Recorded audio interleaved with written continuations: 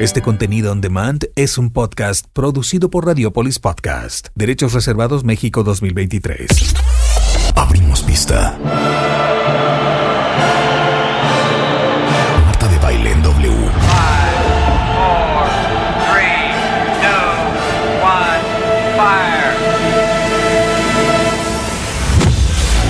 Muy buenos días, México. Son las 10 de la mañana. And this is how we roll.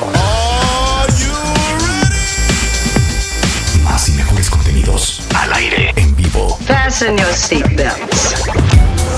Nada más quiero hacer una pequeña aclaración. Juan Pablo Arredondo, con quien llevamos trabajando, ¿qué? 27 años, ¿quién sabe? Por ahí, 26, Por ahí. creo. Está dedicado a la psicología infantil, familiar, es un gran terapeuta, es un gran conferencista y autor de varios libros. Y hoy vamos a hablar de cómo saber cuando eres papá si tus hijos te tienen miedo o te tienen respeto. Son dos cosas diferentes. Nada más quiero hacer esta aclaración. Yo vengo de una mamá que decía, a mí que no me quieran, con que me tengan miedo. Así decía mi mamá. Bueno, así dice mi mamá hasta el día de hoy. Sí, el problema es que nosotros tenemos miedo a que nos tengan miedo. Y ahí es donde surge el problema. Ajá. ¿Sí? ¿Por qué? Porque al educar, lo que hacemos como papás muchas veces es evitar que nos tengan miedo, porque nos da mucho miedo que nos tengan miedo. Y esto implicaría que somos autoritarios, que somos papás demasiado firmes, que somos demasiado exagerados y demás. Y esto pues va a ir mermando desde el punto de vista del padre la situación.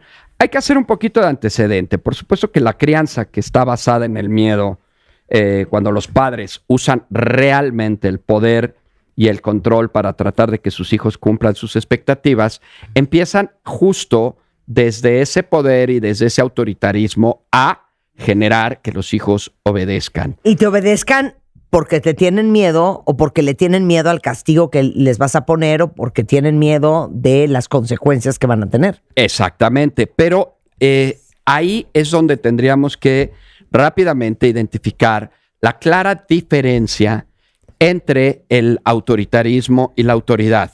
O sea, los papás le tenemos miedo a ser autoridad porque todos, la mayoría por lo menos, confunden autoritarismo con autoridad como si fuera la misma cosa. A mí me gusta decirlo de una manera muy simple.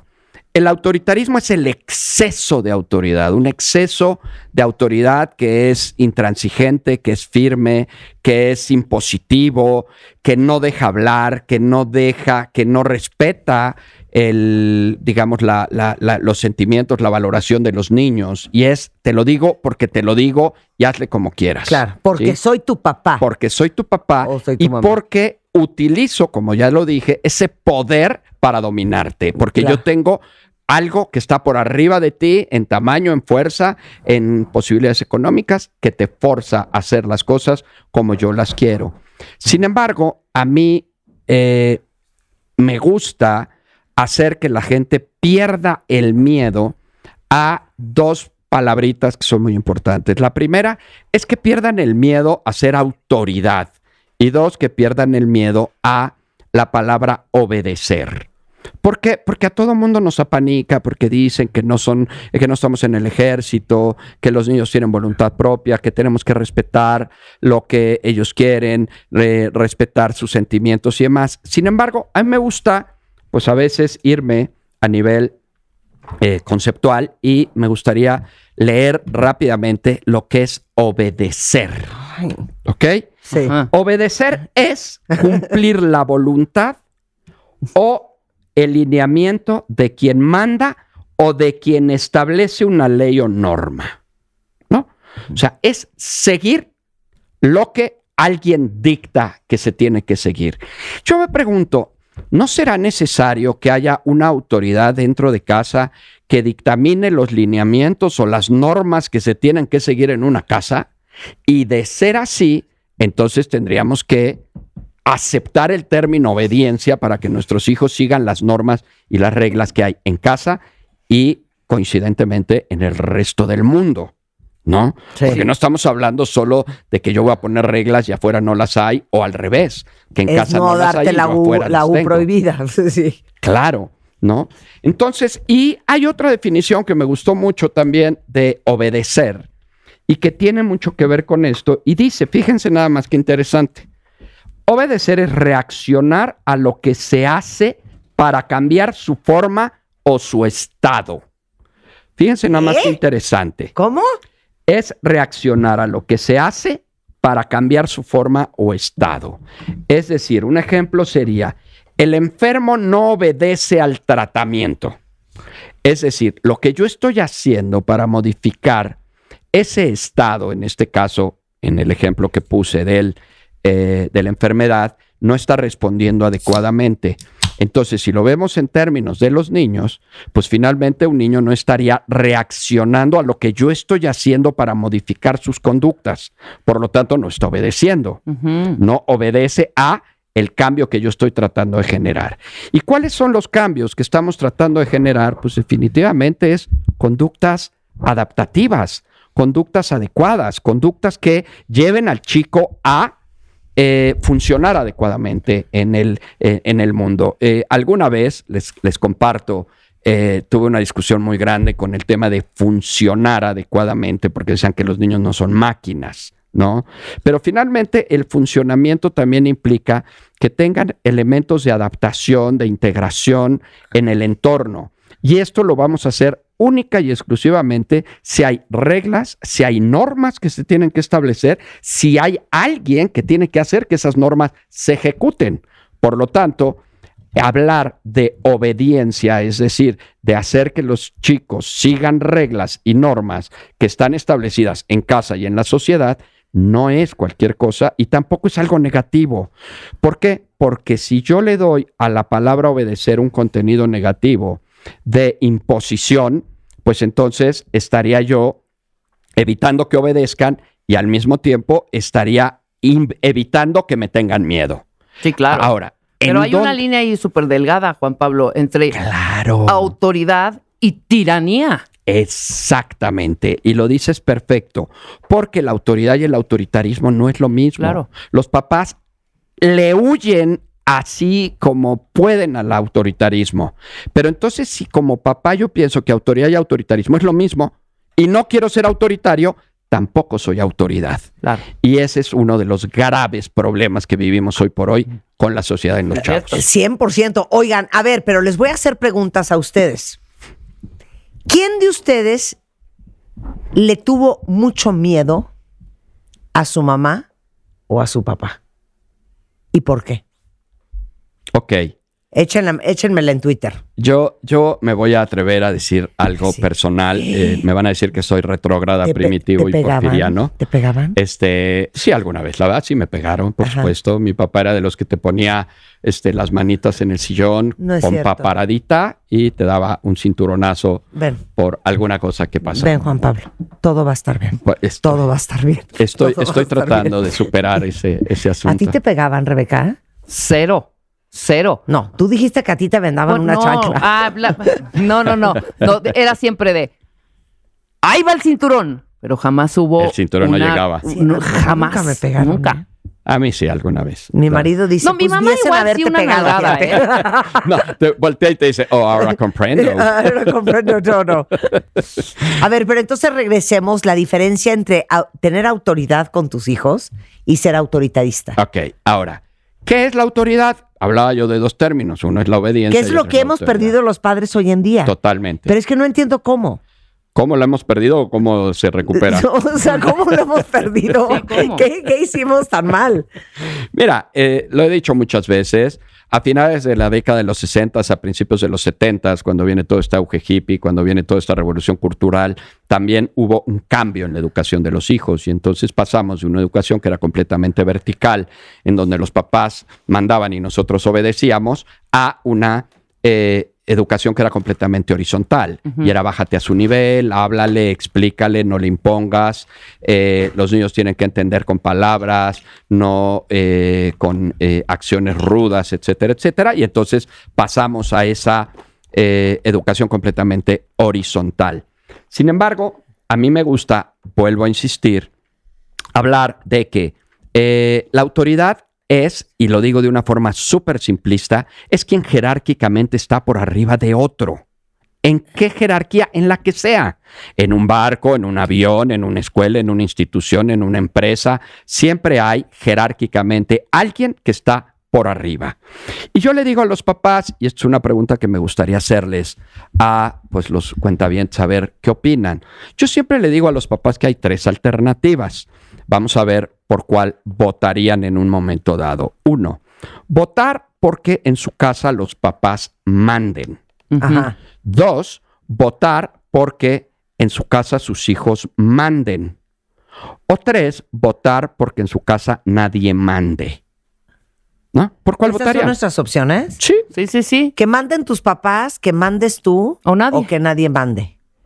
No, pues que manden tus papás. Totalmente. Pues no hay de Claro, otra. que haya un capitán en el barco. No hay de otra. No puede Tiene haber que una haber un anarquía. capitán de barco que guíe el barco familiar. Sí. Yo he escuchado papás que me dicen, no, que en mi casa nadie mande porque esto es una democracia. Espérame, le vas a pedir a un hijo, ya no digamos de 2 años, pues sí le vas a pedir a un hijo de 5 años que vote a qué hora se acuesta, ¿no? Sí, exacto. 100%. Que vote si quiere comer o no quiere comer sano, Ujú. que vote si se va a Si hace su atascar cama de o no. comida chatarra o no. Claro. ¿Y si que se él va a vote? poner el cinturón de seguridad o no. Ajá. Exacto. Ah, o quieren que sus adolescentes digan, oye, nada más les quiero comentar, mi hora de llegada va a ser 4:30 de la Exacto. mañana. Exacto. A ver, ¿Sí? ¿Por qué? Pues porque así lo definí. ¿y saben qué? Yo sé que tengo 14, pero voy a empezar a beber. Y mi tableta y mi celular 24 horas. ¿Quién más vota? Somos 5 hijos contra 2 papás, ¿no? Es como yo le digo, si dejamos conducir el barco familiar a un niño de 4 años o de 5, ¿a dónde se va a ir? A jugar, a los videojuegos, a la tableta, al celular. Claro. Si dejamos a uno de 8 años, tal vez hacia el fútbol, si bien nos va y sale de su cuarto para hacernos el favor de hacer ejercicio, o también hacia tabletas, videojuegos y demás. Si dejamos un chavo de 16 años tomar las riendas del barco, ¿a dónde se va a ir? A la fiesta, al reventón, al alcohol, al vape, al tabaco, a la marihuana, al darse con quién sabe cuántos niños y niñas cada noche. ¿Por qué? Porque para allá es para donde ellos quisieran dirigirse. Tiene que haber alguien que regrese a los niños para decir, nuestro puerto es para allá, ¿no? Claro. Ahora, una de las preguntas pues, que surgen en el programa y que era el motivo es, ¿cómo entender si mi hijo, bueno, ya no quito entender, cómo saber si mi hijo me entiende o me tiene miedo? El problema del entendimiento en los chavos es bien relativo, aunque parezca algo que no es tan así. ¿Por qué es relativo el entendimiento? Porque muchas de las veces los chavos no es que no te entiendan. Lo que ocurre es que al chavo no le conviene lo que tú le estás Entenderte. explicando, Claro. Sí, ¿no? claro. Entonces, muchos papás llegan diciéndome, es que ¿cómo le hago entender que cualquier cosa, ¿no? Que estar frente a pantalla tanto tiempo le hace daño. O que, ¿cómo le hago entender que tiene que hacer ejercicio? O ¿cómo le hago entender que la escuela le va a servir para su futuro? ¿Cómo le hago entender que no es una buena idea tomar cuando eres menor de edad? Exacto. Claro. O fumar marihuana porque alguien vendió la idea de que la marihuana no hace daño, Sí. ¿no? Y entonces, como siempre digo, de verdad hay que regalarle un premio internacional de mercadotecnia y publicidad al que le vendió a los chavos la idea de que la mota no hace daño, porque la compraron todos. Todos los chavos compraron esa idea, ¿sí? Y la mota sí hace daño. Claro, y sí es una droga. Y sí tiene todos los efectos de una droga con todas las repercusiones Y de una droga. consecuencias, claro. Y esto, obviamente, pues los chavos sería parte del lugar a donde se quieren conducir, pero pues tú, con los chavos inteligentes que tenemos hoy, argumentale cualquier cosa y entonces te sacan 25 artículos que dicen lo contrario. A mí me da risa porque dicen, te voy a enseñar 100 artículos de que la mota no hace daño. Yo Sí, le voy a decir, sí, pues yo niño, te voy a sáquese. enseñar 1000, ¿no? Porque por cada uno que tú me enseñas, yo te enseño 10 que dicen lo contrario, ¿no? Entonces, estos entendimientos nos llevan a los papás a, es que no me entiende. Le digo, no, espérame, no es que no te entienda, es que no le conviene lo que tú le estás explicando. ¿Por qué? Porque ellos lo que buscan es que las cosas sean a su favor todo el tiempo. Si las cosas no son a su favor, entonces te van a empezar a argumentar, te van a empezar a reclamar, te van a empezar a decir. Y lo he dicho como dato curioso, que la razón número 1 por la cual hoy un chavo se te pone al tú por tú es porque a los papás se les inflama la explicación y les da explicacioncitis, ¿no? Y entonces explicarle a un chavo algo, lo único que vas a generar es una rebatinga de discusión y pero ¿por qué tú sí? Pero tú dices que trabajas para mí y que por eso estás, entonces cómprame esto. No, es que no hay dinero. ¿Cómo no va a haber dinero? Yo vi que traes en la cartera dinero y además tú ya te compraste la bolsa la semana pasada y dices que me quieres, que me amas y que trabajas para mí porque a mí no me compras. Y entonces empieza la rebatinga. ¿Por qué? Porque en esa confusión de intentar que los hijos nos entiendan es que entramos en un exceso de explicación y en un supuesto de que tal vez no nos han terminado de entender y que tenemos que seguirles explicando. Sí. Y ahí es en donde vienen pues las cuestiones mucho más forzadas de pleito o de confrontación con los hijos. Qué grueso lo que acaba de decir Juan Pablo, porque es impresionante lo fácil que es para los papás caer en la trampa de, pues es que no entiendo.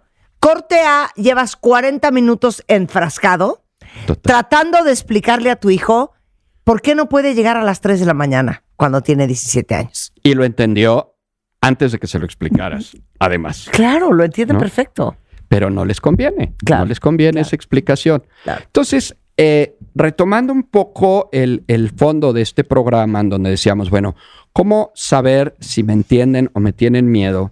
Creo que me parece que no debería ser ni uno ni otro.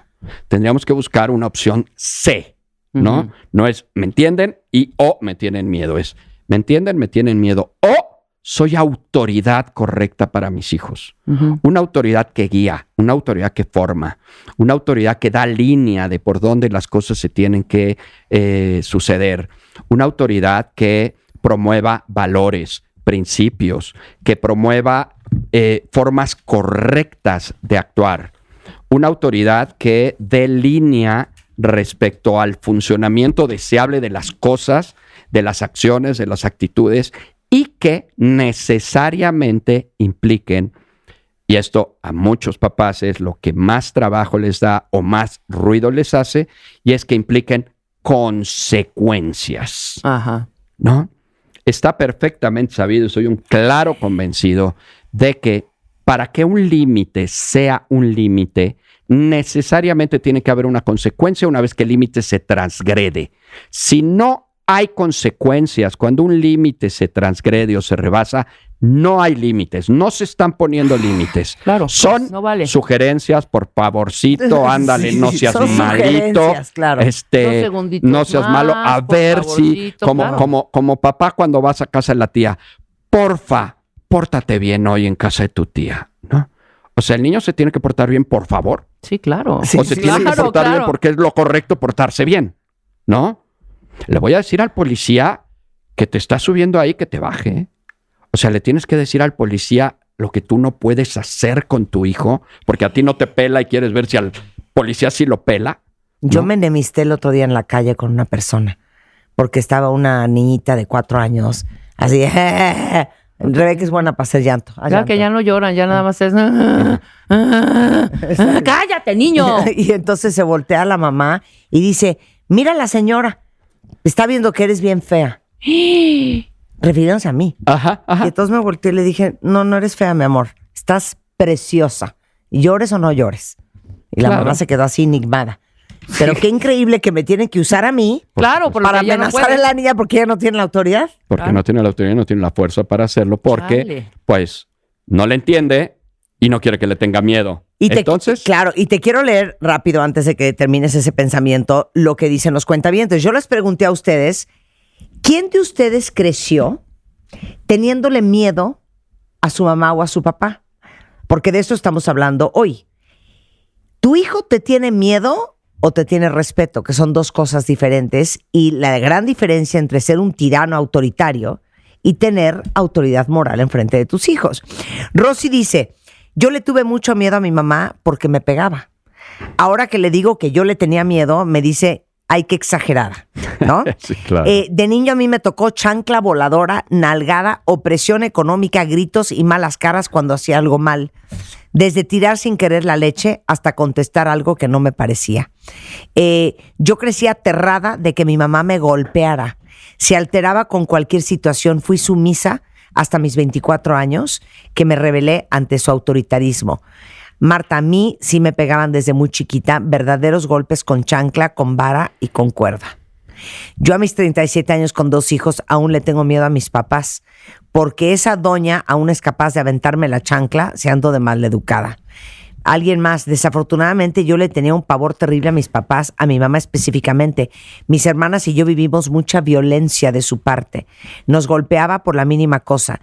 Pudimos sanar en vida con ella esa parte. Ya la perdoné totalmente y la amé y la extraño hasta el día de hoy.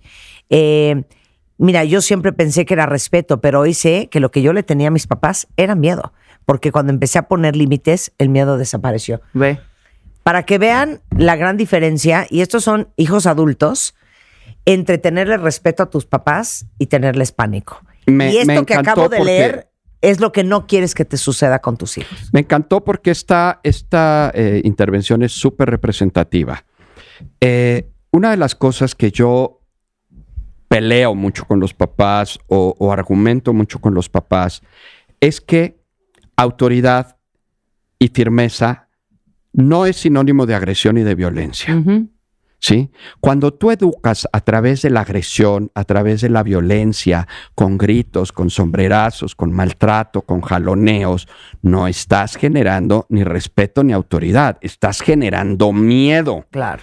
Pero ¿en qué momento se especifica que para ser autoridad y para ser firme tiene que venir acompañado de agresión y violencia? Claro. Y esa es la diferencia. El autoritarismo generalmente está cargado de un contenido violento, de un contenido agresivo, de un contenido de imposición controladora directa.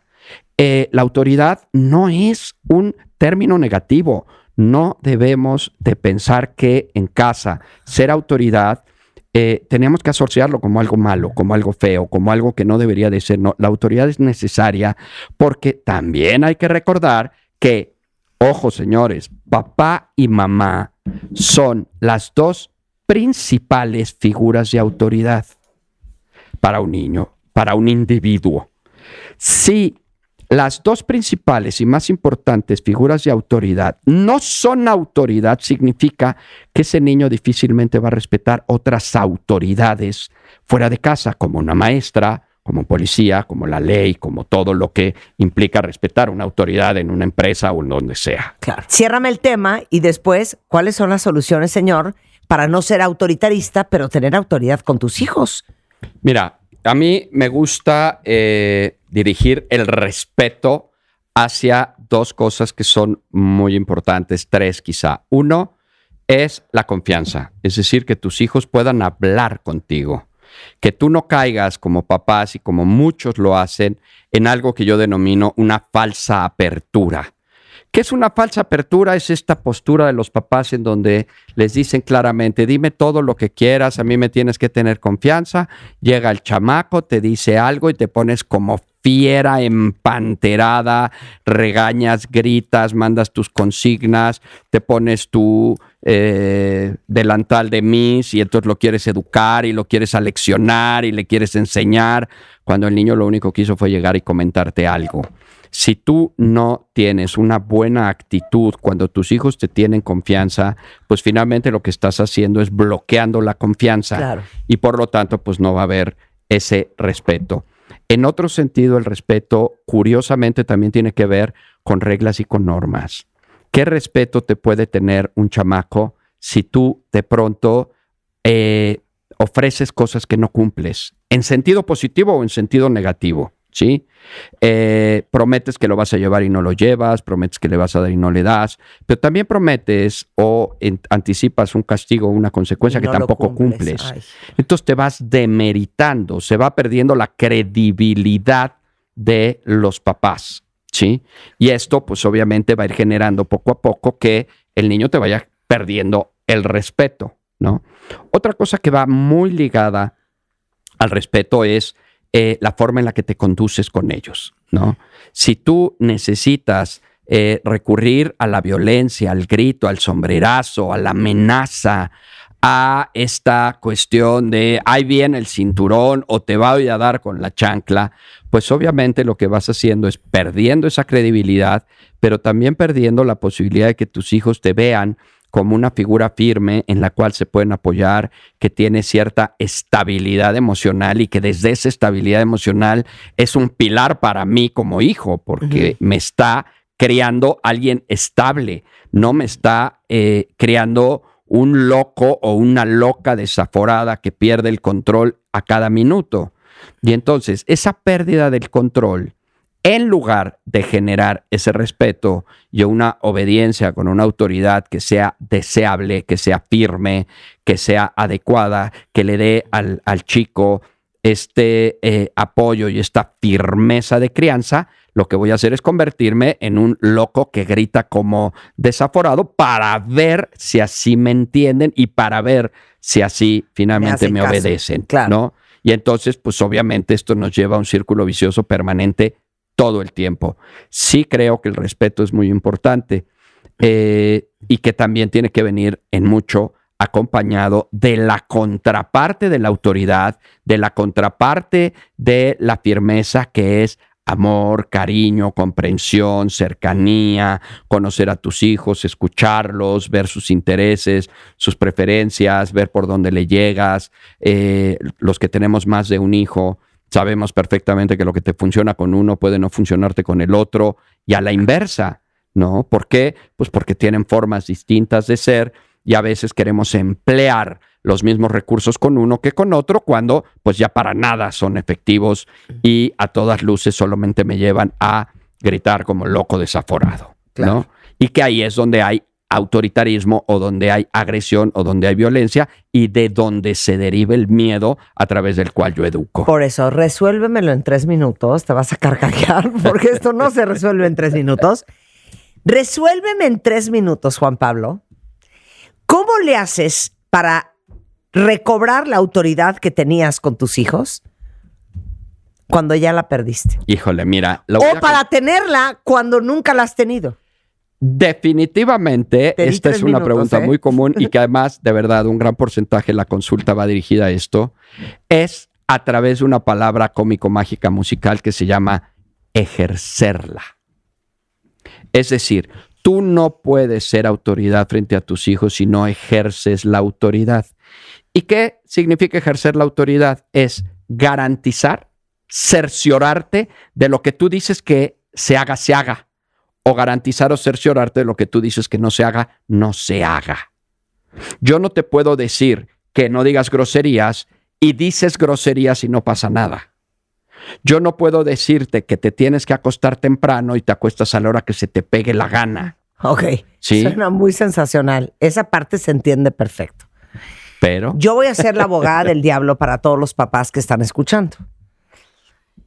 Cuando tú quieres reforzar la consecuencia, a tu hijo le vale. Le vale. Entonces, ¿cómo lo castigas para toda la vida? No creo que le valga. Yo creo que una de las cosas que se plantean mucho en estas asesorías de crianza es no irte con la finta de que a tu hijo una consecuencia le vale y por lo tanto la dejas de poner, porque una de las estrategias más comunes de los chavos es hacer que la consecuencia les vale para que no se las pongas, ¿no?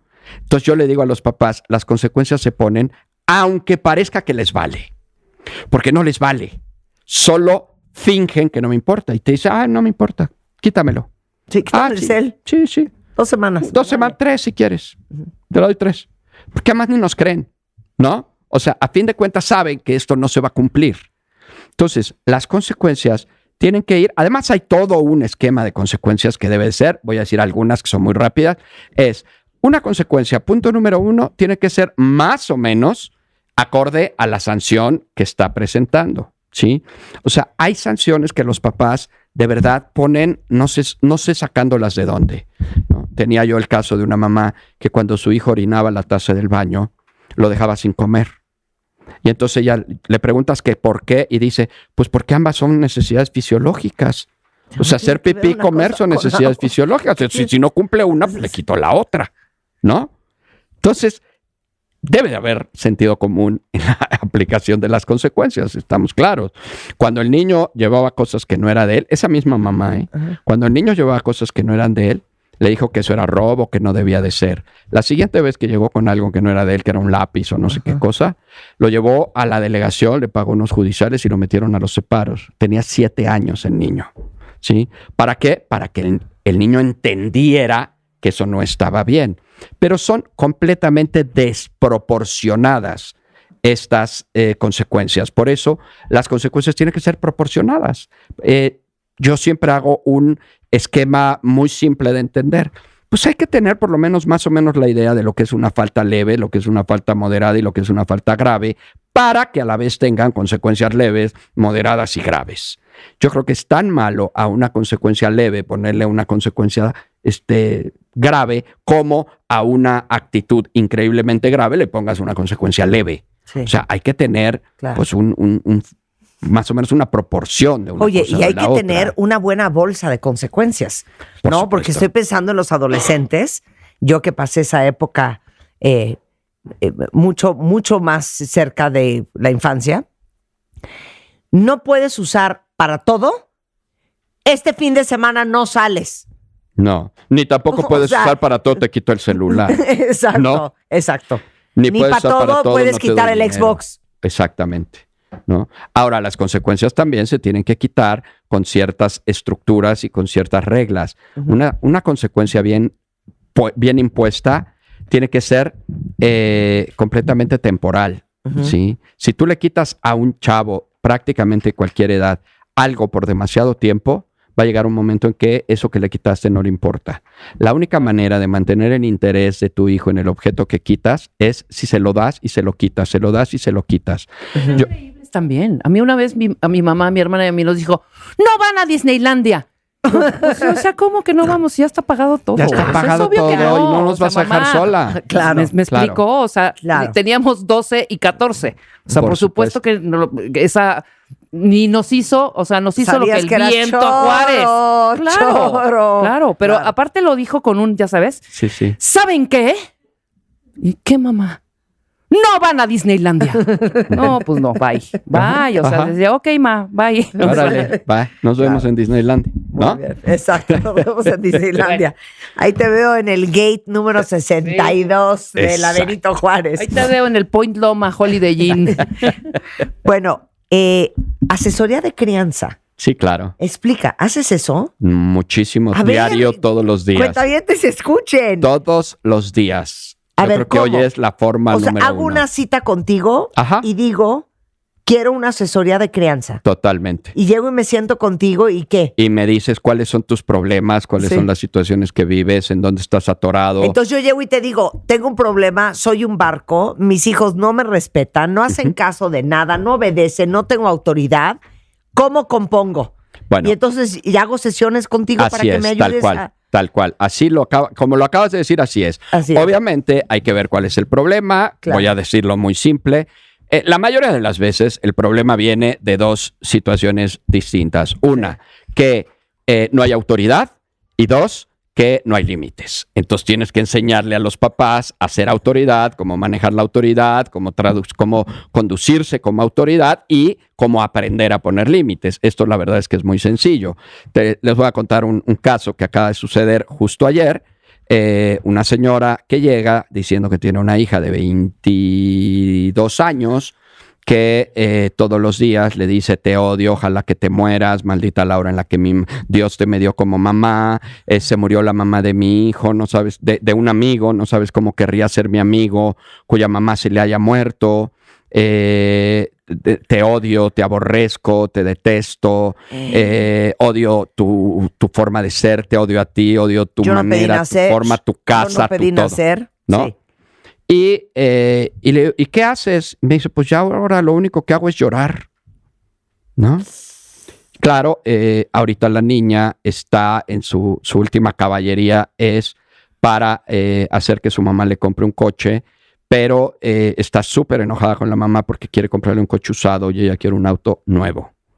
Y entonces, cada que no se lo compra nuevo, entonces la odia, la aborrece, es la peor, es la más desgraciada mamá, lo peor que le pudo haber pasado. Entonces, pues, ¿qué haces en ese caso? Pues ni modo que le digas, está bien que tu hija te siga diciendo así, o cómprale coche nuevo, ¿no? Sí. Pues obviamente ahí tienes que cambiar toda la estructura de ella, primero, en este caso, autoestima, confianza, seguridad, fuerza interior, estructura de personalidad, que se la crea, que no se permita que muchas cosas, y de ahí, bueno, pues obviamente tal vez derivar hacia el tema de pues de autoridad y de límites. Lo que les quiero decir es que no están solos. O sea, Juan Pablo sí existe. Y pueden hablar con él. Y pueden contactarlo. Me imagino que haces cosas por Zoom también. Para los que nos escuchan en otras partes del mundo. A ver, en Instagram sigan a Juan Pablo. Es JP Arredondo H. Está en Facebook, está en Spotify. Psicólogo Juan Pablo Arredondo. Y les voy a dar el WhatsApp a donde les puede escribir. Donde le pueden escribir si ustedes necesitan tener una sesión de consultoría con él. Es 5527 16 38 47. Exactamente. Lo dije bien. Perfectamente. Ahorita les ponemos los datos de Juan Pablo en Twitter si alguien ocupa. Y es mejor resolver cuando tienen 8 que cuando tienen 17, ¿no? Totalmente. Y cuando tienen 2, todavía es más fácil. Pero también es más fácil resolver cuando tienen 17 a cuando tienen 28. Totalmente. O cuando tienen 28, cuando ya los perdiste y ya hicieron de su vida un papalote. Exactamente. Muchas gracias, Juan Pablo. Gracias a ustedes. Marta de Baile 2023. Marta en W Radio. De Baile 96.9. Estamos donde estés. Oigan, cuentavientes, vamos a hablar de museos. Pero vamos a ser bien honestos. Es que a la gente, neta, Giovanna, le da pena decirlo. ¿Quién de ustedes no puede con el concepto del museo? ¿Estás de acuerdo? Todos. ¿Y quién de ustedes ama ir a un museo? Yo me acuerdo, Rebeca una vez se fue a España y regresó furiosa porque pasó 5 horas en el Museo del Prado. ¿Cuántas? 8 horas. Comí ahí casi ceno. Claro, porque iba con su pareja y entonces ahí vas de arrastrada y te quedaste 8 horas. Una persona mega clavada en ese rollo y yo, porfa, Sí, vamos a unas tapas aquí afuera enfrente, hombre. Exacto, no vamos a beber. Ya. 8 horas en el Museo del Las Prado. meninas, Goya y vámonos, hombre. Claro, invitamos a Giovanna Jaspersen, es directora general de uno de los museos más reconocidos y respetados de la Ciudad de México y del país, que es el Museo Franz Mayer. Pero ¿estás de acuerdo que el museo no es para todos? El museo es para todos, estoy de acuerdo de que el concepto ¿O será que no lo sabemos, no sabemos vivirlo bien? No, más bien 8 horas es una mentada de madre. El concepto que nos enseñaron de museo, el traje del museo de esta institución ahí decimonónica, donde nos tenemos que callar, donde tenemos que guardar silencio y aprender como este peso del aprendizaje, ese museo ya no nos queda. Y nos ha costado como quitarnos justo este prejuicio de lo que significa un museo, lo que hacemos en el museo, para qué sirve un museo. Yo he pasado jornadas completas y he regresado y regresado. Sí. El asunto es que no vas a estar 8 horas leyendo cédulas. Claro. Y se pueden hacer un montón de cosas. Claro. El asunto es que tengamos justamente este espacio que funciona un poco de abrigo, de cobijo, de diálogo, de lectura, en el que podemos hacer un montón de cosas. Pero se vale, Giovanna, que cada quien visite un museo de manera diferente. Y por ejemplo, que vayas y te tomes un café. Yo voy con Juan al museo, no hemos entrado cuando ya está. Van a ubicar perfecto esta escena. Manos detrás de la espalda, hincado hacia adelante. Leyendo el cuadrito de descripción del cuadro. Ya sabes que cuando abre una exposición son, o sea, como la pared entera. La cédula de sala. La cédula de sala, para que vayan aprendiendo. Y le digo, ¿así vas a estar obra por obra? Así vamos a estar obra por obra. De eso se va a tratar. Yo soy de las que entra y, ya sabes, doy un paneo general, luego empiezo a caminar y nada más me voy parando en lo que más me interesa. Exacto. Pero no es una por una como Juan, hombre. Pero cada quien tiene que vivir el museo como quiere. ¿Cuál fuimos a ver juntas? Que era algo de vestuarios en Nueva York. ¿Te acuerdas? Una seguramente joya. de él. La de la Met Gala. Es algo en el exhibición del Met Gala, sí, exactamente. Igual, fue precioso hacerlo contigo. Subimos, vimos, o sea, estuvimos hora y media a lo más. No, hombre, jamás, 45 minutos. Bueno, lo vimos y aprendimos y conservamos todavía esas imágenes, que eso es lo importante. Exacto. El recuerdo, la experiencia. El recuerdo y la experiencia. Oigan, En México, Giovanna, hay 1,177 museos. Así es. El museo más grande del mundo sigue siendo el Louvre en París. Seguiré. Es correcto, ¿no? Y grande es la cantidad de piezas o la extensión. La extensión y, bueno, el caso de Louvre, hay muchísimas otras cosas, ¿no? 300,000 obras anteriores a 1948 y solo se exponen 35,000. O sea, espérame, los museos como el Franz Mayer tienen una bodega... Un resguardo. Inmensa. ¿Qué? En el caso del Franz Mayer, por ejemplo, nuestros acervos, si contáramos justo todas las piezas, es decir, si los conjuntos los contáramos como piezas, albergamos en torno a 50,000 objetos. Muchísimo. Porque aparte tenemos... ¿Y de esos 50,000 exhibes qué porcentaje? Yo creo que debemos de estar a lo mejor en un 3-5%. Es muy bajo, es muy bajo. Depende, hay temporadas en que podremos tener un poquito más, dependiendo de nuestras exposiciones temporales. Pensando también que hay una parte de nuestros acervos que están en las bodegas, otros que están expuestos en la permanente, pero también, por ejemplo, hay muchos que están en itinerancia, en exposiciones temporales en México o en el extranjero. A otros museos. Claro, están... Entre museos se prestan. Claro, todo el tiempo. Y de hecho hay inmensos proyectos liderados por grandes instituciones a nivel internacional en el que muchísimos museos participan y se forman redes, además, que son muy interesantes de activación de audiencias. No, ahorita quiero la conversación de cuando te piden una hora, pero primero me quiero regresar a las bodegas.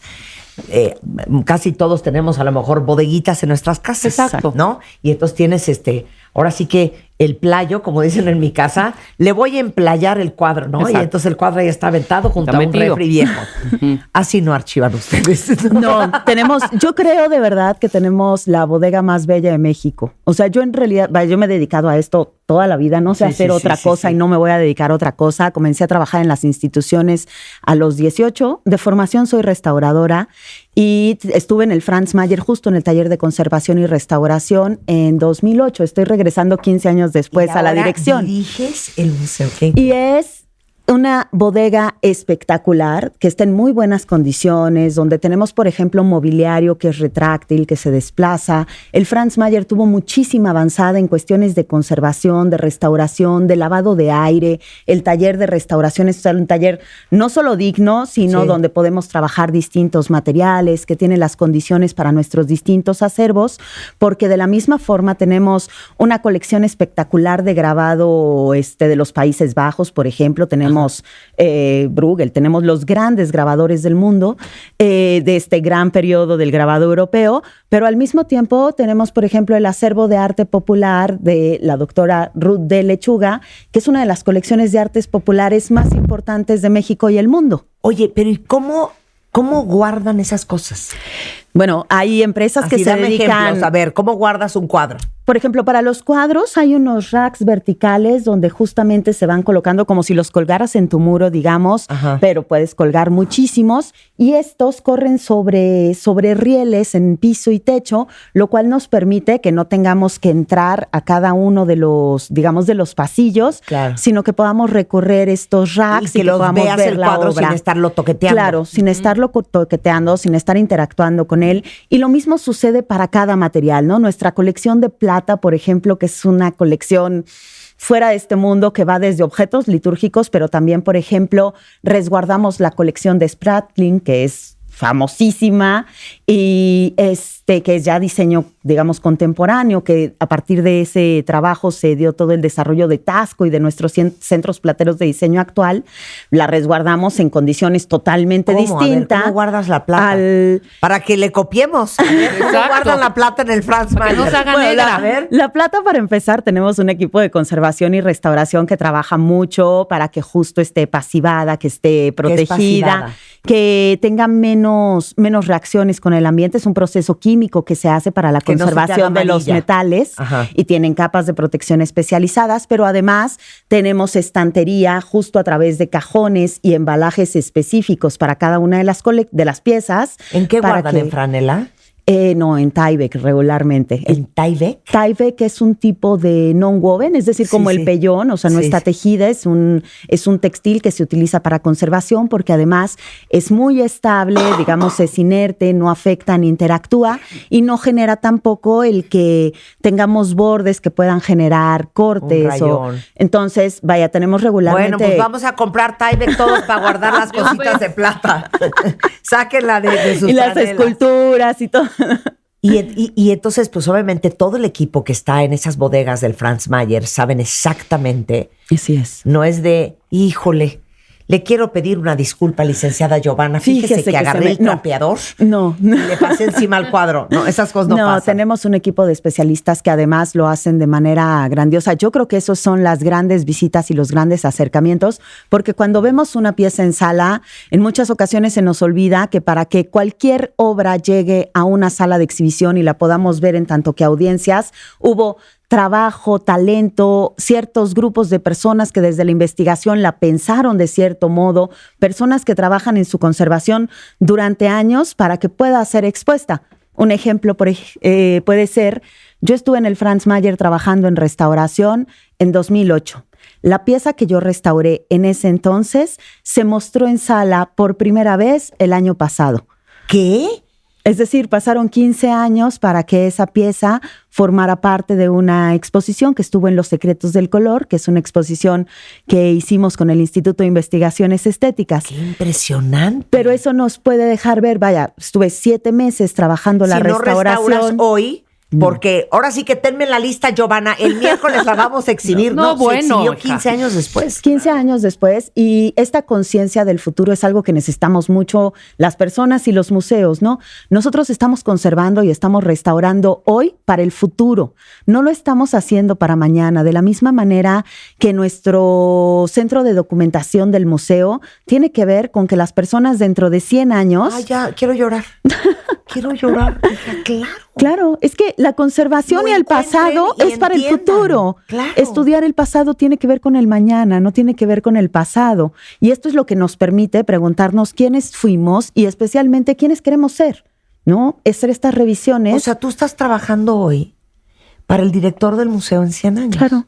Y además estoy trabajando hoy para las mujeres y las niñas del futuro, ¿no? Para que tengan representación en sala, que sepan que existen en la historia, para que sepamos que no únicamente la firma de un cuadro es importante, sino también las personas que vemos detrás de un proceso textil, quienes trabajan en la fundición de los metales, fueron tan fundamentales como Diego Rivera firmando nuestros dibujos, que es espectacular, pero que también hubo alguien que produjo ese papel, ¿no?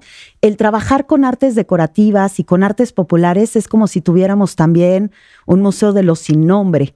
Y cada exposición es una oportunidad de decir, a ver, no, estas personas tienen nombre y apellido y su trabajo es tan importante, tan digno y tan... ¿Como el que firmó? Como el que firmó, exacto. El arte nos permite, el sector creativo en general, y tú lo sabes perfecto, es una de las muestras más claras de las colectividades y cómo, tú hacías hace unos días metáforas en relación a la dirección de orquesta es exactamente lo mismo. Para que una pieza esté en sala necesitamos al conservador, necesitamos también al carpintero, al dorador, al restaurador, a quien trabaja en el montaje, al diseñador de la producción museográfica, al curador, a quien corrige el texto para que sea legible y que no esté en un lenguaje que no comprendemos, de la misma forma que para tener una pieza de arte se necesitaron muchísimos talentos detrás de ella que la sostienen, ¿no? Claro. Yo no te quería hacer llorar. Ya somos. O sea, puedo hablar horas con ella. Horas. Es que ya hasta le quiero preguntar quién enmarca los cuadros. Pues venga. Ay, no, hija, o sea, ya veo. Espérate. También te podemos ayudar a colocarlo. No, eso es impresionante. O sea, ¿quién enmarca un cuadro de un museo? Exacto. ¿Lo hacen in-house? Sí. La mayor parte del trabajo lo hacemos en casa, justamente a través de los especialistas. Marta, creo que esa pregunta, espérame. O igual yo estoy mal. No, pero no te llega todo el mercado. No, claro que enmarcamos, sí.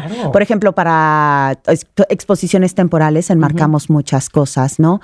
Que es otra de las cosas que es muy singular del Franz Mayer. El Franz Mayer es un museo muy raro, ¿no? Sí. Que justo cuando hablamos de esta gran diversidad de museos, somos un museo que nos enfocamos en artes decorativas y diseño. Y esto hace que tengamos al mismo tiempo la mayor vanguardia del diseño contemporáneo. Por ejemplo, el viernes inauguramos Carla Fernández. Tenemos ahora en sala a Beautiful Numbers de... Bueno, no me toques el tema.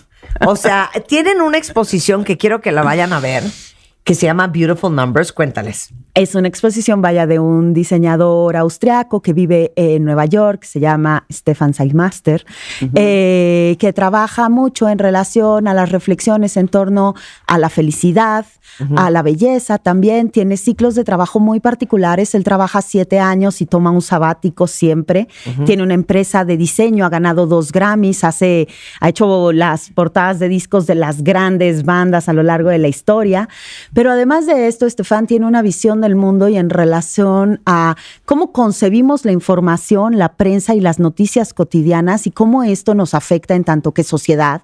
Y hace una reflexión para decir, ¿de verdad estamos tan mal? Es decir, sabemos que estamos mal, sabemos que tenemos un problema de feminicidios, de violencias, pero ¿desde dónde estamos viendo el avance o el retroceso de la humanidad? Claro. Y así incide en piezas antiguas, en piezas del 19, piezas de arte, retratos especialmente, y hace a través del diseño una reinterpretación estadística en la que, por ejemplo, muestra el avance en datos e información visualmente de la educación de las niñas en el mundo. La pobreza infantil. La pobreza infantil, la explotación laboral, lo que ha sucedido, por ejemplo, con temas como el voto femenino, o lo que ha sucedido con el acceso a la información o las democracias en el mundo. Oye, ¿y quién era a todo esto? ¿Quién era Franz Mayer? Me pregunto yo. Franz Mayer, un nombre alemán, financiero. Él trabajaba en la banca, en realidad no se dedicaba a cuestiones culturales, él trabajaba en la banca y primero se va a Nueva York, después de Nueva York llega a México y llega a México y empieza a formar una colección inicialmente, y eso hay que decirlo, de arte europeo, ¿no? Como todo el mundo en ese momento compraba año, los grandes grabados, inicios del siglo XX. Ok. O sea, empieza a comprar arte europeo, los grandes de los Países Bajos, los grandes de la escuela europea. Y después es muy curioso porque era un gran amante de la belleza. O sea, nosotros, por ejemplo, tenemos la colección más grande de Quijotes, la segunda abierta en América Latina. Tenemos 743 Quijotes, me parece. Y cuando él compra el primer Quijote, le escribe a su comprador de arte, le dice, me interesa por la misma razón que me interesan las cosas bellas. Ajá. Es decir, no estoy buscando una primera edición del Quijote por el Quijote, Cervantes, la literatura. Sí. No, me interesan las cosas bellas. Y a partir de eso tenemos, por ejemplo, un Quijote ilustrado por Dalí, tenemos la edición de Bruselas, tenemos las ediciones que están trabajadas por los mejores grabados y las mejores artes plásticas, ediciones raras. Y esto sucede en toda su colección. A diferencia de otros coleccionistas, él tenía muy claro qué quería, qué le gustaba, qué no quería, aunque fuera tendencia. Y en ese momento descubre el arte virreinal mexicano y las artes decorativas mexicanas. Y en la correspondencia podemos ver cómo él dice, ya no me interesa el arte europeo. O sea, no me importa si tienes a Bruegel, no me importa si tienes cualquiera de los grandes Van Eyck, Primitivo Flamenco, lo que sea, no me importa, me interesa el arte virreinal mexicano. Y entonces, por eso tenemos, por ejemplo, enconchados del siglo XVIII, tenemos unos muebles de laca espectaculares, tenemos los tapices, tenemos la colección de platería que es sin duda la colección más bella de plata. Por ejemplo. Esa es la que tú quieres poseer. Es que eso es desquiciante de los museos. Que no se pueda comprar, hija. Es que eso está muy mal. Más que en la tienda del museo. En la tienda del museo y nos ayuda. No queremos eso. Queremos el bowl de plata del siglo XVIII. Es lo que queremos. De verdad. A mí me encantaría que le contemos a la gente que está muy bien que vayan a la tienda del museo y que si compran en la tienda del museo, a diferencia de comprar en cualquier otra tienda, nos están ayudando a que los museos seamos sostenibles. ¿De qué viven los museos, hija? ¿Y cómo los ayudamos? Dependen los museos. En el caso del Franz Mayer, nuestro modelo de gobernanza es muy particular, porque Franz Mayer, si algo tenía, es que era un hombre muy brillante. Cuando vio que se acercaba la muerte, él no tenía descendencia, su mujer, estuvieron casados muy poquito y falleció. dijo, ¿qué voy a hacer con esta colección? Tengo más de 10,000 piezas, ¿qué hago? Y forma un fideicomiso y dice, yo no le voy a dejar esto al gobierno, y hace un fideicomiso en el Banco de México. Esto comienza mucho antes de morir. El museo acaba de cumplir, abrió en 1985, acabamos de cumplir 37 años. Sin embargo, el fideicomiso tiene 60 años. Comienza a migrar primero sus colecciones y después su patrimonio. Y esto hace que tengamos inversiones que generan determinado tipo de excedentes, de intereses, que nos permiten operar una parte del museo. Pero esto es tan solo una tercera parte. Es decir, en nuestro presupuesto anual, una tercera parte viene del fideicomiso de Franz Mayer, una tercera parte de nuestros patrocinios y las gestiones directas, y una tercera parte, que esta es la más importante para nosotros, viene de los autogenerados. Es decir, esa parte viene de que tú digas, me voy a tomar un café con unas amigas. Al Franz Mayer. O voy a comprar un calendario. Voy a comprar mis regalos de Navidad, voy a ir a hacerlo en el Franz Mayer en lugar de en otro sitio, porque entonces estoy ayudando a que el año que entra sigamos teniendo exposiciones temporales espectaculares como las ha habido. Esta gran exposición de Tim Burton, la gran exposición del Galeón de Manila o todas las exposiciones que forman parte de nuestra programación, se forman justamente de que las personas digamos, voy a pagar mi taquilla. Ok, yo te puedo ayudar. Si me vendes esta caja de cobre esmaltado del siglo XVIII de China que tienes en tu Instagram, vayan al Instagram del Museo Franz Mayer, es así, Museo Franz Mayer, y vean la caja. Díganme si yo no merezco tener eso en mi casa. ¿Cómo no? ¡Qué barbaridad! Todas las personas merecemos tenerlo, y por eso invitamos a que vengan todas las personas a que puedan disfrutarlo, que es lo que quería finalmente Franz Mayer, el poder compartir esa colección con las personas, que quedara abierta, que estuviera al alcance de investigadores, de personas como nosotros, que podemos ir, los martes es entrada libre, ni siquiera depende completamente de una taquilla, y que todos formamos parte justo de la colección.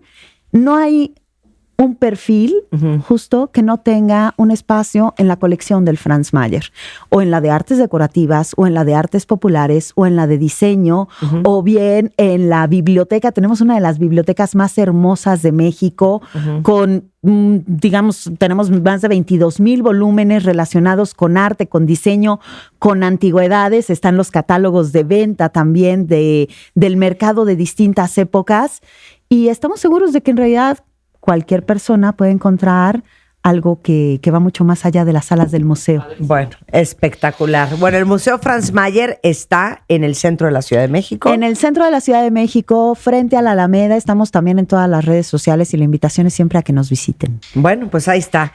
Es mi queridísima Giovanna Jaspersen, directora general del Museo Franz Mayer. Es Museo Franz Mayer en Facebook, en Instagram y en Twitter, y franzmayer.org.mx. Y en TikTok también. Oye, ¿quedas convocada a regresar para que hablemos del behind the scenes? Sí. O sea, ¿qué pasa si alguien estornuda una obra?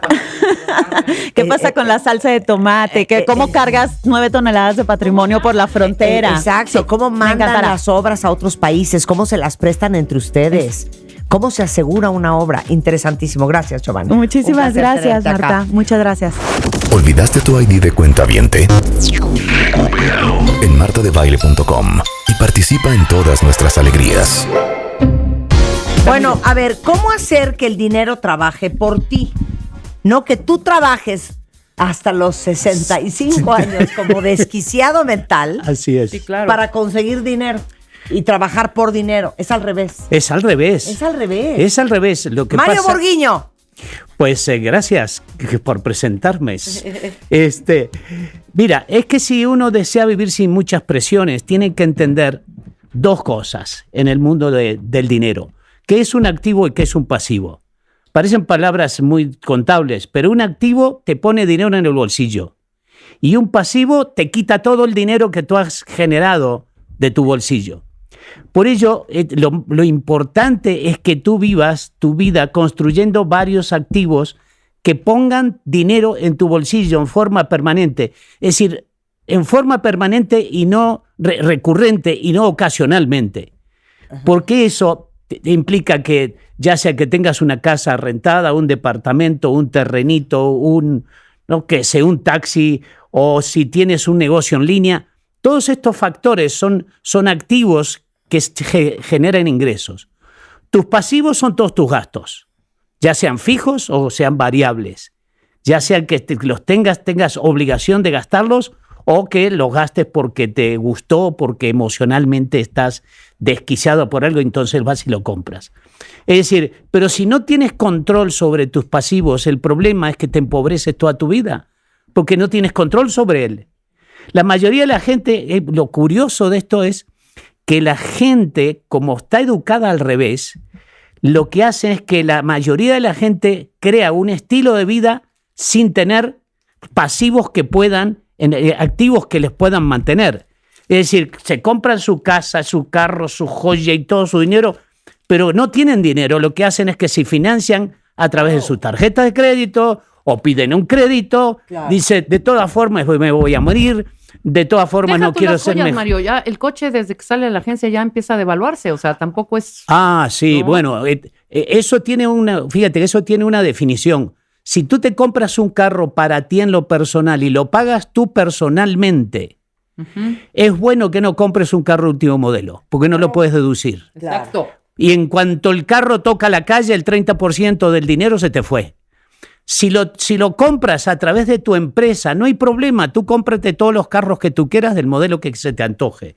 ¿Por qué? Porque puedes hacerlos deducibles. Eso el contador puede darte una idea sobre esto. Pero es pecado mortal comprarte un carro tú, pagarlo tú con tu propia chequera, tu propio bolsillo y que no lo puedas deducir, porque entonces estás regalando dinero. Claro. Entonces, el problema de crear dinero es a la inversa, como decíamos. Primero creas tus activos, es decir, aquello que te va a generar dinero gotita por gotita, paso por paso, y luego tú compras todo lo que se te antoja. Porque fíjate que hay una cosa, cuando tú tienes suficientes activos, tienes el derecho de gastarte el dinero que se te antoje. ¿Por qué? Porque como es dinero recurrente, ese dinero regresa otra vez a ti. Y entonces, además ese dinero fue creado, ese dinero fue ahorrado, fue invertido y que en alguna forma te permite a ti vivir del dinero, que esto es lo que importa. Porque tú trabajar para el dinero lo hace cualquier mortal que vive en esta tierra. Los 700 billones de personas que vivimos, nos levantamos en la mañana para trabajar, para hacer dinero y para pagar deudas.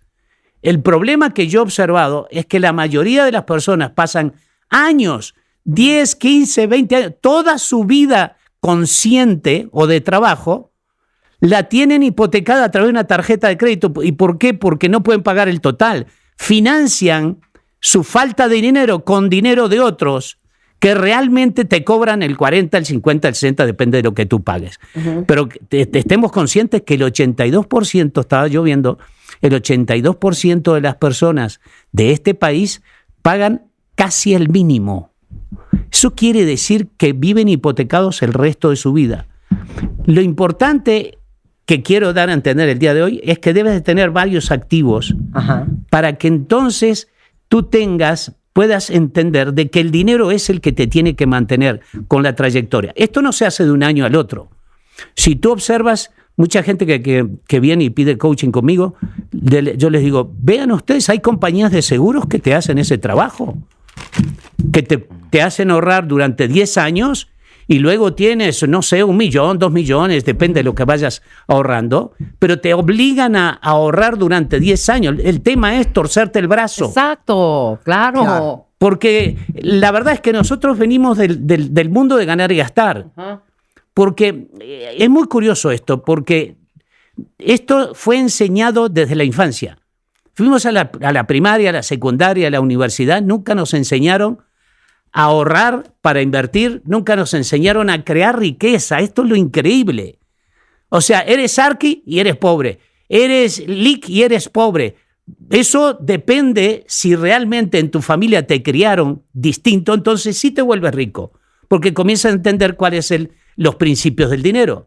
Y los principios del dinero no los puedes violentar y tienes que conocerlos, porque los principios tienen una condición, te perjudican aunque no los conozcas.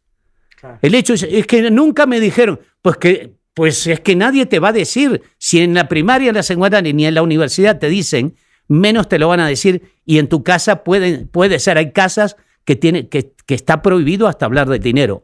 Cuando se come en esta casa, ¿cómo he escuchado eso? Cuando no se habla de dinero. No se habla de dinero. Claro. ¿No has escuchado, Marta, que muchas familias cuando hablan del dinero hablan bajito? Claro. Yo no entiendo por qué hablan cree que bajito. es de mal gusto. Sí. Es de mal gusto hablar del dinero. Sí, no, y todas las frases, desde el dinero no crece en los árboles. Ándale. Me sobo el lomo para traer el pan de cada día a la casa. No, sí, pero también hay que pensar en grande, en millonario, en riqueza. Claro. Y hoy en día Dale. es un crimen. No, claro. El que tiene dinero es delincuente. Buena es la gente nada más pobre. No, y si tiene uno dinero, entonces es mal habido. Es mal habido, sí. Bueno, es que desde la religión, Marta, o sea, el cielo nada más será para los pobres. Claro. El reino de los cielos será para los pobres. No. Esas etiquetas hay que quitarlas y borrarlas. Grande y en abundancia. Y en abundancia, Exacto. con el propósito de que tú puedas tener, cuando te retires, un bienestar igual que el que tenías cuando trabajabas. Porque el 60% de las personas que se retiran en este país tienen que ser medios mantenidos por sus hijos. Porque no tenemos... Hay un principio en el dinero que es que tienes que tener una visión de largo plazo. Y el segundo principio es que no puedes pensar emocionalmente con el dinero. Claro. Con el dinero se piensa lógica y racionalmente. Y con el dinero se piensa de aquí a 10 años, de aquí a 15 años. Porque cuando te retires tengas suficientes activos guardados que te permitan mantener, que generes dinero mientras duermes. Generes dinero mientras estés sentado, no sé, en un parque, en una alberca, donde tú estés, o viajando. Esa es una de las partes claves en este mundo. Pero hay una cosa que es importante, es que estamos en un mundo que es capitalista. No, en lugar de enseñarnos a nosotros a ahorrar para invertir, nos enseñaron a consumir. Uh-huh. Pero consumir sin dinero es suicida. Vaya, lo voy a decir peor, es esclavizante. Claro. ¿Por qué? Uh-huh. Porque compras con dinero que no te pertenece, para pagar productos que no tienes suficiente dinero para poderlo pagar, entonces pides prestado. Vives para pagarle al banco toda tu vida. Pero vives toda tu vida así. La gente pasa 20, 30 años y dice, nunca he visto la luz, me dicen algunos. Uh-huh. Pues no, es muy difícil que veas la luz. Entonces, una de las cosas importantes es que no es bueno que la gente viva en una vida esclavizada. ¿Por qué? Porque tienes que cambiar el chip. El chip es cómo yo hago que mi dinero produzca dinero a través de una inversión que yo pueda hacer a largo plazo. Las bolsas y los zapatos producen dinero. Lo guardan. Sí, claro. Bueno, si haces una venta de garage, puede ser que sí, Marta. 100%. No, una venta de garage es muy buena para la gente que... Pero a ver, entonces te voy a preguntar una cosa, Mario. Dale. Dejémonos de estupideces ya. Ya. ¿Cómo empezamos? Mira, empezamos con cosas... Porque sentimos que para empezar hay que tener dinero. Sí. Lo primero, porque hay una cosa que es importante, que esto lo aprendí yo ya mayor. En mi infancia, yo recuerdo que mi abuelo, éramos como 10 o 12 en la familia, y era el único que trabajaba. En esta época, y el mundo está así, ya no te alcanza con un solo ingreso. Tienes que aprender a generar más de un ingreso. Siempre le digo a la gente, generen 3 ingresos.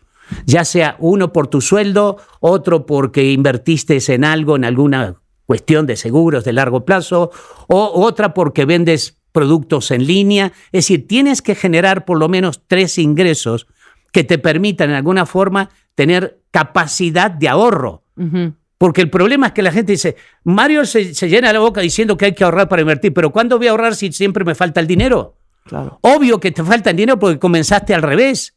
Todo lo estás debiendo antes de ganarlo. Lo estás gastando antes de ganarlo.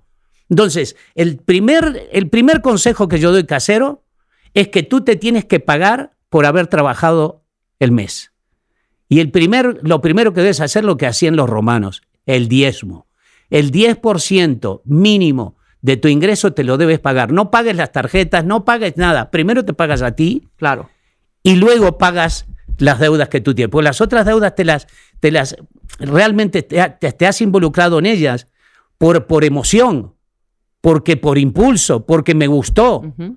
Entonces, porque me lo merezco. Me lo merezco. Obvio que te mereces, pero también te mereces que en tu vida a largo plazo tú vivas decentemente. Esa es la idea. Claro. Entonces, el diezmo romano se debe aplicar el día de hoy. La gente con la que trabajamos a veces le hacemos ahorrar hasta el 30% de sus ingresos. Y me dice, ¿y cómo le haces? Pues bajando tus costos fijos y tus costos variables. Claro. Porque la gente dice, no puedo bajar mis costos fijos. ¿Cómo que no? Analicémoslos uno por uno y verás que en una semana, en 15 días, tú le encuentras cabida a un ahorro. Ese ahorro te va a servir para pagar tus tarjetas de crédito, liberarte de tus deudas, y el dinero que es excedente te va a servir para comprar entonces o invertir entonces en acciones o invertir en lo que tú quieras, en tu terrenito o en un taxi o en lo que se te antoje. Yo quisiera darle a la gente unos consejillos, unos 3 consejitos. A ver, venga. Exacto. El primero, de lo que estamos hablando, crea activos y luego gasta lo que se te antoje en tu vida. Crea algo que sea la gotita de agua que realmente agujerea la roca. Esa es la idea. Ajá. 2, no te endeudes con muchas tarjetas de crédito, porque la gente parecería que presumen porque tienen muchas tarjetas de crédito. No deberías de sentirte deprimido, porque realmente lo que estás haciendo es gastando el dinero que no tienes o usando dinero prestado para poder comprar emocionalmente cosas en forma impulsiva. Esa es la segunda, no te endeudes con muchas tarjetas o serás un esclavo el resto de tu vida. Tercero, ten un asesor financiero, así como tienes un dentista. Perfecto. Porque, y hasta más, yo en muchos casos les digo a la gente, ¿saben qué? No tengas uno, ten 2 asesores, porque como es de criterio personal, puedes tú hacerlos competir unos con otros. Y cuarto, no prestes dinero a ningún pariente, si quieres tener parientes. Cállate. es que ese fenómeno es impresionante. Sí. Tras de que le prestaste. Sí, me ofendes pidiéndome el dinero que me prestaste. Exacto. Te encabrona que te cobre. Sí. Y me hasta enoja. te dejan de hablar. Me molestas. Sí, nunca más te hablan por haberme prestado dinero y por reclamarme que no te pagué. Exacto. Eso es el tema. ¿Sabes qué? Si te ibas a poner así, mejor ni me lo hubieras prestado. Sí, no, sí. Estoy totalmente de acuerdo. Mira, y un último elemento. El dinero o la riqueza se mide por tiempos. Yo le invitaría a que las personas que nos están escuchando reflexionen sobre este punto. ¿Cuánto tiempo tú puedes vivir si mañana cierra tu empresa? Si mañana tienes un accidente y no puedes trabajar por un año. ¿Cuánto tiempo tú puedes vivir? ¿3 meses, 6 meses, 8 meses, 1 año, 2, 3, 5? ¿Cuánto tiempo? Tienes que hacer esta reflexión, porque debes tomar conciencia de la realidad que tú tienes. ¿Por qué? Porque el dinero se mide por tiempo. El tiempo es el que te está comiendo tu utilidad. ¿Por qué? Porque en ese tiempo tú estás pagando deudas. Entonces, ¿cuánto tiempo tú puedes vivir sin trabajar? Es la clave. Si tú me dices cuánto tiempo puedes vivir sin trabajar, eso significa el nivel de riqueza que tú tienes. O sea que saquen la cuenta, por favor. Y quiero decirte que yo he hecho conferencias en una oportunidad me tocó en Cancún dar una conferencia como 1,200 personas del área comercial. Todos ganadores de tiempos compartidos, ganan mucho dinero. Les hice levantar la mano cuántos de ellos podían vivir de 1 año a más. Solo 20 personas. De 1,200, solo 20 personas levantaron la mano. Más de 1,000 personas no podían vivir 1 año sin trabajar, si me accidentaba, si la empresa cerraba. Ok, antes de irnos, vuelve a hacer la pregunta. La pregunta es, ¿cuánto tiempo puedes tú vivir sin trabajar si es que tu empresa cierra o tienes un accidente? El hecho es que la mayoría de las personas, cuando yo hago esta pregunta, no pueden vivir más de 3 meses, 6 meses. 1 año ya es un privilegio. Pero esta experiencia que yo tuve me impactó porque eran 1,200 personas y de 1,200 personas solo 20 levantaron la mano diciendo que podían vivir más de 1 año. O sea, el resto estaban llenos de deudas, tapados de deudas. ¿Y riqueza es poder vivir cuánto tiempo? Riqueza es poder vivir el resto de tu vida con los activos que tú invertiste. Bueno, ok, estamos en un hoyo todos. Estamos en un hoyo. Estamos en un hoyo todos. Pero eso se hace el resto de tu vida. El resto de tu vida. Cuidado, que no se hace de un día para el otro. El arte de hacer dinero es el libro de Mario Borghiño, una nueva perspectiva para desarrollar su inteligencia financiera. Y es el nuevo libro No, ese es el libro renovado. El renovado. Sí, porque lo tengo que renovar. Exacto. Bestseller, ya está a la venta, la renovación en cualquier parte. En cualquier el arte audio, de hacer dinero. Electrónico, como ellos quieran. ¿Y dónde te contactan? Dame el teléfono. Me contactan al 55 34 19 25 o al Twitter @Borghino Mario. Borghino Mario. Borghino Mario. Te quiero. Yo también. Chon, chon. Suscríbete a Marta de Baile en YouTube. No te pierdas los De Baile Minutos, De Baile Talks. Conoce más de Marta de Baile y nuestros especialistas. Polo de Velasco es in the house. Ya saben que es dermatólogo de cabecera de este programa y practica privadamente en dermatología de Velasco. Sé que muchos cuentavientes son pacientes suyos. Y hoy vamos a hablar de las novedades dermatológicas, lo más nuevo en tratamientos para la piel. No tengo idea de lo que vas a hablar, Polo. ¿Qué onda, Marta? ¿Cómo están? Qué gusto. Que yo no sé. ¿De qué podrías hablar? Y aunque no lo creas, Marta, hay cosas que aún no sabes, pero para eso estoy aquí. Muchas gracias, como siempre, por la invitación. Mira, mi idea es dividirlo en 3 partes. Primero, ¿cuáles son los ingredientes más nuevos, más actuales y más de moda que están ahorita en los serums, cremas y demás? La segunda parte son los inyectables, que saben que amo, pero ciertas novedades, ciertas tendencias importantes para este 2023. Y termino con los devices, con los dispositivos, con los tratamientos que van a llegar a México en este semestre, en este 2023, y que van a causar una revolución en los tratamientos faciales para rejuvenecimiento. Entonces, empezando, creo que una tendencia muy importante para este 2023, Marta, y estarás de acuerdo conmigo, es el menos es más, ¿no? O sea, creo que en general, por ejemplo, no sé, ahora en los premiación de los Oscars, y en general ya se tiende un poquito menos como maquillaje más discreto, efectos de rejuvenecimiento más conservadores. Entonces creo que también en este año vamos a ver rutinas faciales un poquito menos cargadas, mucho más sencillas y en general procedimientos que ayuden a preservar la estructura facial sin exageraciones, ¿no? O sea, sin cambios dramáticos. Entonces, de los ingredientes que van a estar y que hemos estado escuchando y que sobre todo creo que este año van a causar mucho más impacto son 2. El primero se llama niacinamida, que sé que una de tus niñas es muy fan. ¿Niacinamida? La niacinamida. La niacinamida, Marta, es una variante de la vitamina B3. Okay. Normalmente es muy común que la encuentren en serums y es una molécula súper importante porque finalmente tiene efectos antiinflamatorios. Okay. O sea, regula la inflamación. Regula también a la baja la tendencia a hiperpigmentación, así que también nos ayuda para mejorar manchas. Y además también tiene efectos anti-aging porque ayuda a mejorar la síntesis de colágeno. Una gran cualidad de esta molécula es que se puede combinar con otras como el ácido hialurónico, como los alfa-hidroxiácidos, como el ácido glicólico. Entonces es común que lo veamos en serums en combinaciones con otros medicamentos, con otras sustancias, con otras moléculas.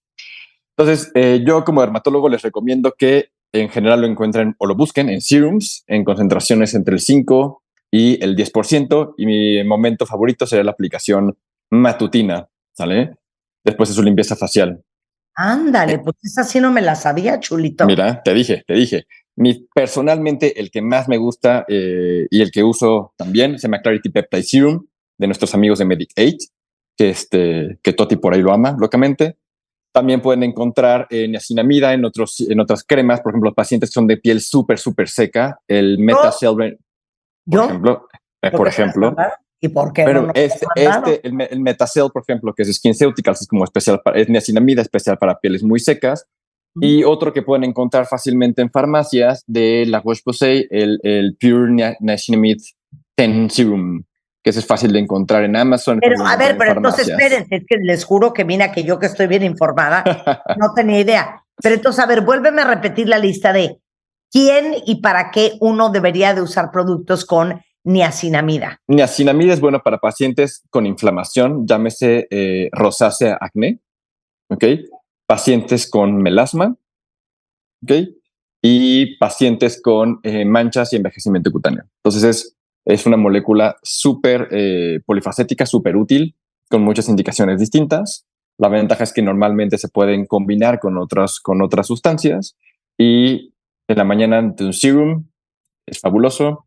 Para mí en particular el Clarity Peptide Serum de Medicaid me encanta, lo uso, es mi hidratante matutino y me mantiene libre de todo mal. Obviamente junto con fotoprotector.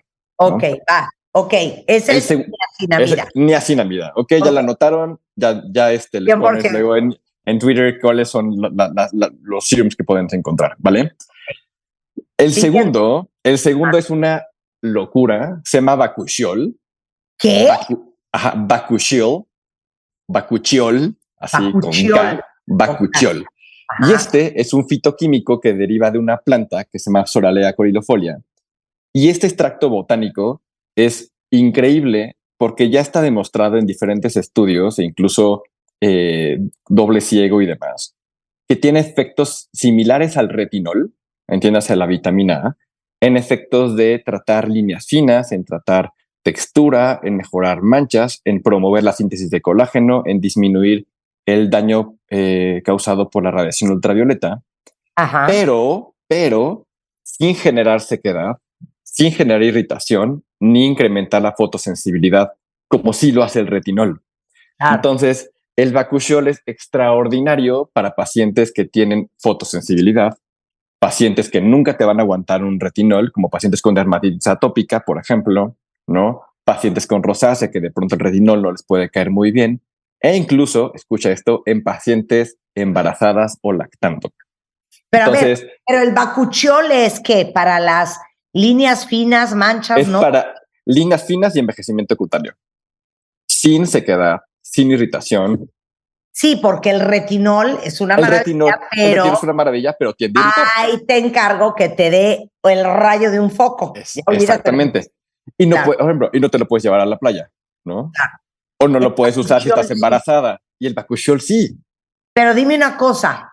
O sea, las cremas, yo qué sé, Isdin Ceutics, Aven o Medicaid, ¿tienen productos con Bakuchiol o crema de Bakuchiol? Ya hay productos específicos que tienen Bakuchiol. Por ejemplo, el Bakuchiol Peptides de Medicaid. De hecho, Medicaid fueron los pioneros en usar Bakuchiol. Luego, lo de Isdin, el Melatonic, el suero Melatonic, es un suero que no solamente tiene Bakuchiol, sino que además tiene melatonina, tiene vitamina C, pero eso es para la noche. Y de Aven, el Derma Absolu. Amo el Derma Absolu. El Derma Absolu de Aven, pues tiene Bakuchiol, por eso lo amos. El Derma Absolu de Aven es uno que es como... Es un gotero y es como blanco. Exacto. Leche. Exactamente. Exactamente. Muy bien. Te digo. Entonces, estas dos moléculas son las que hay que poner atención. Creo que son moléculas que fácilmente se pueden integrar en rutinas faciales y sobre todo que la verdad tienen un perfil de seguridad y tolerancia increíble. Ok, si ustedes ven en algún lado con niacinamida o con Bakuchiol, están por buen camino, chicos. Van por buen camino. Ya hablamos de la niacinamida, que es vitamina B3 para la piel, y lo tiene marcas como Medicaid, SkinCeuticals, La Roche-Posay, Bakuchiol, que lo tiene también Melatonic, Derma Absolu de Aven, Isdin Ceutics, el Bakuchiol Peptide Serum de Medicaid, que lo quiero en mi casa hoy. Ahora vamos con los inyectables. A ver, ya pasamos de los skin boosters. Ya pasamos de lo superficial, ¿no? De lo que se pueden aplicar. Ahora ya pasamos a un poquito más invasivo, que hablamos de los inyectables. No sé si les pasa de pronto a ciertas cuentavientes que nos estén escuchando, ciertos cuentavientes, que de pronto ya no hay crema que les aporte hidratación. O sea, que ya no importa el número de pasos que apliquen, todo lo que estén inyectando, aplicando encima, que no logran que su piel se vea correctamente hidratada. Y esto es parte de un proceso de envejecimiento en el cual hay dos sustancias que van disminuyendo su síntesis. Y en este en particular, en el cual vamos a hablar, es el ácido hialurónico. El ácido hialurónico es la molécula responsable de atraer agua, es el responsable de nuestra hidratación cutánea. ¿Okay? Por eso no depende de cuánta agua tomen, sino finalmente de cuánto ácido hialurónico tenemos. Por eso cuando somos muy jóvenes, la piel se ve este efecto como de plump, ¿no? O sea, súper hidratación, y conforme envejecemos esto lo vamos perdiendo. Entonces, restituir o volver a denitrificar la piel con ácido hialurónicos que no van a dar volumen, no va a ser para poner pómulos, no van a ser para dar labios, sino simplemente para hidratación. Pueden aportar este efecto de luminosidad y revitalizar la piel, ¿ok? Este procedimiento se hace en diferentes momentos, por lo menos unas 2-3 veces al año, dependiendo obviamente de la severidad de la pérdida de hidratación cutánea que tenga cada paciente, ¿no? Y seguramente algunas de ustedes ya lo han escuchado, como el Restylane Vital, Velotero Hydro, el Redensity 1 de Teosan, pero el más moderno, digamos, el más actual, se llama Profhilo o Profilo, o lo quieran decir. Y asegura lograr una recuperación mucho mayor en menor número de sesiones. Lo ideal es hacer por lo menos un par de sesiones con diferencia de unos 15-20 días y de verdad la mejoría con 5 puntitos por lado es increíble y la calidad de la piel la van a notar de inmediato. ¿Sale? Entonces Profilo es la nueva versión de ácido hialurónico para hidratación profunda. De hecho, este año también llega el Profilo Body, ¿no? Para aplicaciones de hidratación corporal, pero pacientes sobre todo que ven que la piel está opaca, que nada les hidrata, que notan muchas arrugas, esto les da un efecto de plump, de revitalización, de hidratación súper profundo, prácticamente inmediato. De verdad no es un procedimiento invasivo, no les vamos a modificar la cara, no les vamos a cambiar la estructura. No es ácido hialurónico para rejuvenecimiento, sino para hidratación. ¿Okay? Es bien diferente de hacer la diferencia, Marta. Sí, o sea, no es que te va a quedar la cara como globo. Es tu misma cara, nada más que la piel más hidratada. Más hidratada. Y el segundo componente que perdemos con la edad, Marta, y tú lo sabes muy bien, es el colágeno.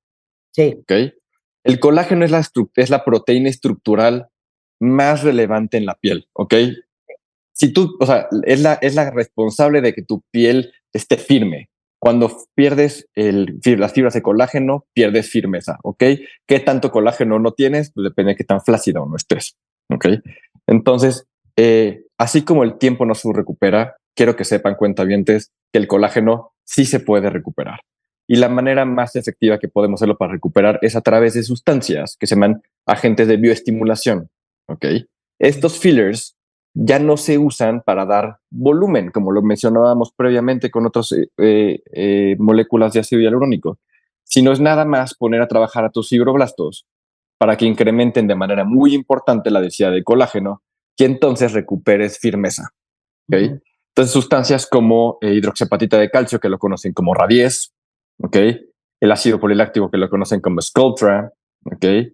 La policaprolactona, que la conocen como el ANSE, y ahora una versión más nueva y más potente que se llama Gori, ¿okay? Seguramente lo van a ir escuchando un poquito más en los siguientes meses en este año.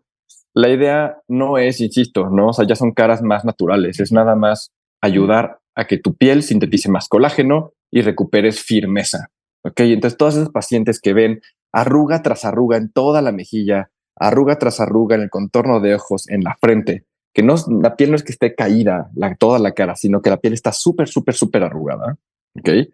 Son pacientes extraordinariamente buenas candidatas para la aplicación de agentes de bioestimulación.